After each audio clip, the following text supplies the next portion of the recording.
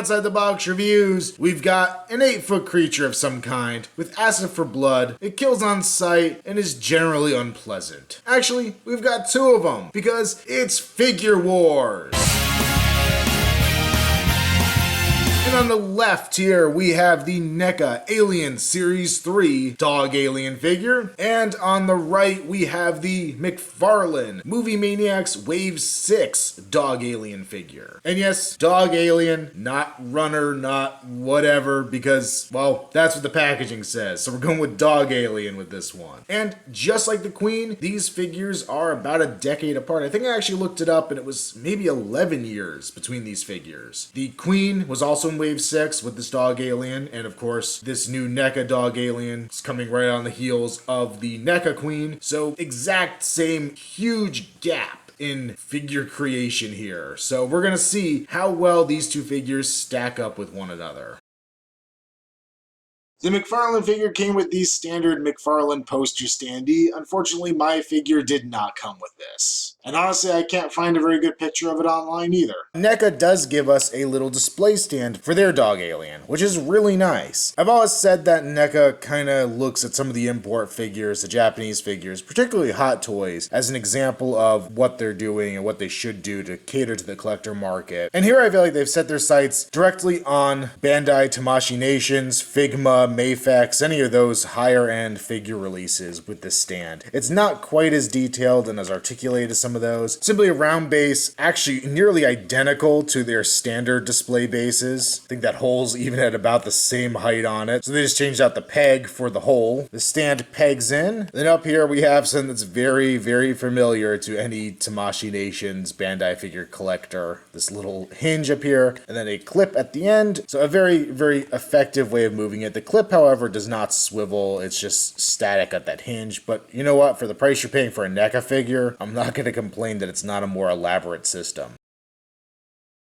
There is definitely a lot of great biomechanical looking geegery stuff going on here. All kind of tube looking stuff going on here. Really nice, very intricate. There's a nice seam here at the front, which I think has something to do with the gimmick on this figure. The mouth is sculpted being permanently open. You can see the little inner jaw in there as well. And his teeth sticking out. A very prominent chin, which was featured on this design. We have the dome coming across the top. A very smooth plastic on here as opposed to the rest of the skin. And kind of this bulbous back end to it with a plunger sticking off the back. Now that plunger, you actually push in and it extends his inner jaw, which is pretty cool. Nice little gimmick. The inner jaw is decently sculpted. It looks a little off, not exactly perfect, but it gives the impression of what it is. One thing I noticed on this design is that I feel like McFarlane borrowed both from the movie version and Giger's early concept art. For Alien 3, a lot of what Giger designed was kind of thrown out. Ideas were kind of tossed about, and I think a lot of ideas got shared, but a lot of the actual look of this creature reminds me a lot of his concept art. One piece being the back of the head comes down a little far. It's a little bulky back here, which was part of what Giger did. Areas like the hip blades back here being more static and being with the body as opposed to with the leg is something I kind of associate more with Giger's design as well. But on the back here, we have some great looking sculpting, all the shoulder blade kind of above the rest of the body, the spine going down. Coming around the front, we can see all the rib cage on it and a very kind of smaller midsection here. The arms have that great look to them where they have all the different scales and everything. And then some very, very large feet. I don't feel like they were this large in the movie, but I really like the sculpt on these. I like how they're really spread open, like he's ready to pounce, and some great detail on the underside as well. The other arm and hand I'm a little less enamored with. There's not really a lot of articulation in these, so it has this really bent out look to it and a really curled up hand on this side, and I just feel like it's hard to put it in a pose where it looks natural. Coming back to the legs, a lot of the same great detail on them. Nice little alien foot back there as well. Then we have our tail sculpted. This is all softer material, and we even have the blade at the end, which looks great. NECA sculpt I definitely feel is a lot more true to the movie design. We have the semi-translucent skull up here instead of just being one flat piece of plastic, so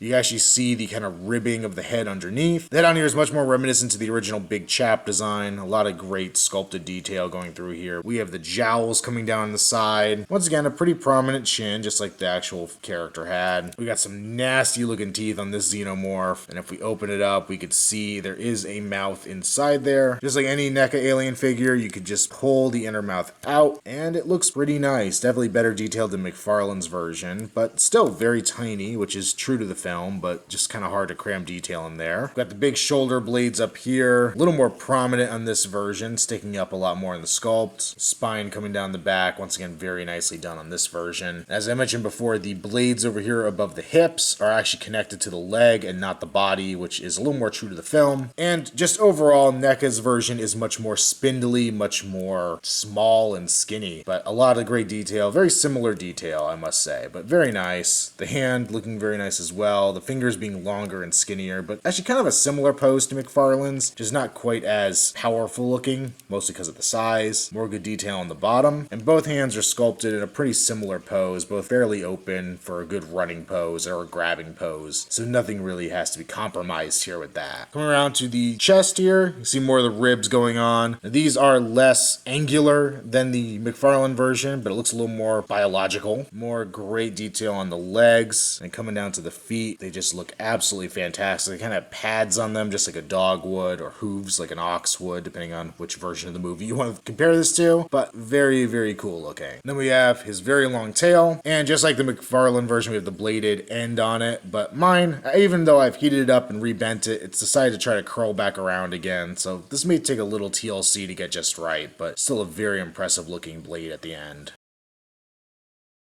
Comparing the paint on these two, it's a pretty big difference, and I like the overall idea of what McFarlane has done, but just like with their Queen figure, the figure is overall a very matte finish to it. It doesn't really pick up the lights very much, except for that dome, which picks up so much light that I feel it's distracting. It's really actually overdone. It actually just looks like a lump of plastic, where NECA's, using that translucent plastic, looks really, really cool. It fades from a very dark black at the front to being more translucent in the back, where you can see the brown and black underneath it, and NECA's just uses a much bolder paint scheme. I think overall this alien is probably a black figure, but it's kind of evenly black and brown. A lot of that brown shading has been brought into it, and with the dog alien, I feel like that's appropriate. With the Queen, I was a little lukewarm on how much shading they gave her. To me, the dog alien has always kind of read as brown or black in the film, depending on the lighting it's in. McFarlane's body is overall very gray. They did bring in some brown tones to it, but they're pretty minimal, and what NECA's done is definitely much more consistent and I feel movie accurate. The teeth on both are really nice. I think McFarlane went with a little more silvery paint. NECA's, they're kind of more of a bone color, and the inner jaw has that silver on it, but both I think overall really look good, and I really couldn't pick a clear winner. NECA did do their tongue in more of that fleshy color, which is more movie accurate than McFarlane's darker tongue.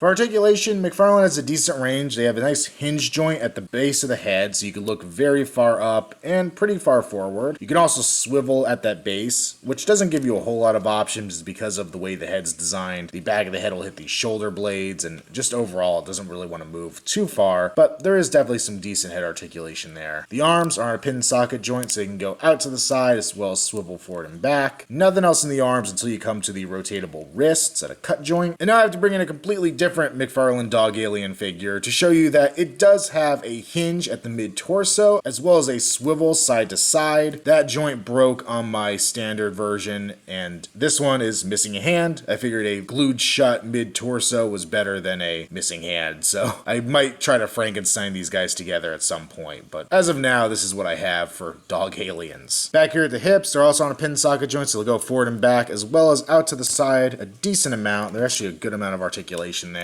At the foot, we have a nice hinge as well as a rotation. We can rotate at the base of the tail, and then we do have a very nice bendy wire in there to allow you to move it all different ways. For NECA, of course, one of the big things here is the articulated jaw, but I do have some issues with it. First of all, mine seems a little crooked, but I've seen other photos of other dog aliens, and they seem crooked too, so I don't know if this is kind of a universal problem with it being a little softer in the material it's made out of. There's also, you can see it looks like a tongue in there. I believe it's actually supposed to be the base of the jaw. It's supposed to be this neck piece coming through. through, but when the tongue is fully inserted, it will actually lock onto that piece so that you get just a very minimal amount of mouth articulation, and then you kind of have to pop it over that joint, which feels really dangerous to be able to get it to open further and to let the tongue out. So not sure how that's going to play out in the years to come. It may become a problem. There is a ball joint at the base of the head, so you could swivel it side to side, up and down. There's also a nice hinge joint at the very base of the neck, so you can go forward and back with it. Now overall, you can't get the head to go quite as far back on this NECA version as you could on McFarlane's, but McFarlane offered a much smaller range of motion anyway, so overall I think I like NECA's version a bit better. We do have pin socket shoulders, so you can go forward and back as well as out to the side. We have a double jointed elbow that also will rotate. At the wrist we can rotate as well as hinge in and out. We have a very movable ball joint here at the mid torso. Mine is a little on the loose side, but it still seems to hold a pose decently. Pin socket legs, so they will go forward and back as well as out to the side. Out to the side being very hindered because of these blades at the upper leg. We have a double jointed knee, which has a great range there. Also a single jointed back bent knee, which will also swivel at the lower leg. We have a hinge and rotation here at the foot itself. The foot does have peg holes, so despite coming with the stand, you could use a standard NECA stand with it. We can swivel at the base of the tail, and then the tail has a bendy wire that actually reminds me of the Queen's, where it's very, very tight, very sturdy feeling. Obviously not quite as thick as the Queen's, but a very nice bendy wire in this tail.